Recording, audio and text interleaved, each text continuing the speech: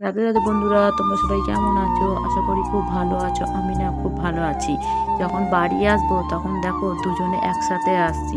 সত্যি কথা বলতে কাজের শেষে দুজনে একসাথে গল্প করাটা, একসাথে থাকাটা মজাটাই আলাদা। তাই যাই হোক, সের মধ্যে দেখো স্টেশনে এত বৃষ্টি হচ্ছে, আমরা তো দাঁড়াতেই পারছিলাম না। এদিকে ট্রেন চলে এসে যা হোক করে ভিজে মাঝে উঠলাম। ওঠার পরে একটু সিট পেয়েছি, দুজনে মিলে বসেছি। আর একটা খাবার কিনেছে, বলছে খাবে? আমি বললাম কি না তুমি খাও। তা দুজনে মিলে খেলাম, না খেলে আবার রাগ করবে। তা যাই হোক, এইদিকে বাড়িতে দেখো ছেলে মেয়ে শুধু বলে বিরিয়ানি খাবো। তা দোকান থেকে এনে নিতে পারে। তা সত্যি কথা বলতে আমার দোকানের জিনিস আমার তো ভালো লাগে না।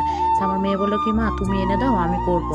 তা দেখো ওইদিকে দোকান থেকে মাংস এনে মাংসগুলো আমি ধুয়ে টুয়ে একটু নুন হলুদ মাখিয়ে রেখে দিয়েছি। আর এদিকে মেয়ে দেখো তেল দিয়ে মাংসগুলো একটা একটা করে ভাজছে, যেহেতু বিরিয়ানির মাংস তার জন্য ভেজে নিতে হচ্ছে। আমি এদিকে আদা রসুন পেঁয়াজ লঙ্কা সব ছাড়িয়ে এদিকে আমি মিক্সারে পেস্ট করে নিয়েছি। কেন দুজনে মিলে কাজ না করলে তাহলে কাজটা তো এগোবে না, তাই না? বিরিয়ানি করা মানেই তো খুব ঝামেলা বলো। আর আমার এত গরম লাগছে, আমি ঘরে এসে একটু পাখা ছেড়ে আর দেখাচ্ছি দেখো জিনিস কি অবস্থা ঘর বাড়িগুলো। তো যাই হোক, এইদিকে আমার মশলাগুলো পেস্ট করা গেছে, ওদিকে ওর মাংস ভাজা হয়ে গেছে। আর পাশে ওইটা গামলা বসানো আছে, সেইটা হচ্ছে আমি আলু সেদ্ধ করতে দিয়েছি। আমার যে গ্যাসটা নষ্ট হয়ে গেছে তারপরে না আমি এই গ্যাসটা কিনেছি, সেইটা তোমাদের সাথে না দেখানো হয়নি। তা যাই হোক, কোমর ব্যথা হয়ে যাচ্ছিলো, পা ব্যথা হচ্ছে, দাঁড়িয়ে দাঁড়িয়ে রান্না করতে একটু সময় লাগছে। তার জন্য আমি গ্যাসটা নিচে নামিয়ে নিয়েছি।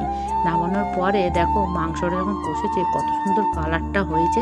এদিকে ঝুড়িতে ভাতটা ঢেলে একটু হালকা পাকার তলায় দিয়েছিলাম, কেন ঝরঝরে ভাত না হলে আবার বিরিয়ানিতে তো হবে না।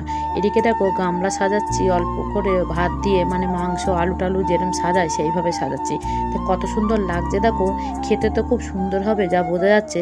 আর আমরা খেয়ে কিন্তু বলবো যে কেমন হয়েছে। তোমরা কিন্তু কমেন্টে জানিও যে বিরিয়ানি কে কে খেতে ভালোবাসো। এদিকে দেখো সাজানো হয়ে গেছে, এদিকে 20 মিনিট মতো দম দেবো, মানে আগুনে যেটা বসিয়ে রাখে তার জন্যে। তা আজ ভিডিওটা অবধি, পরের দিন নতুন ভিডিও নিয়ে চলে আসবো।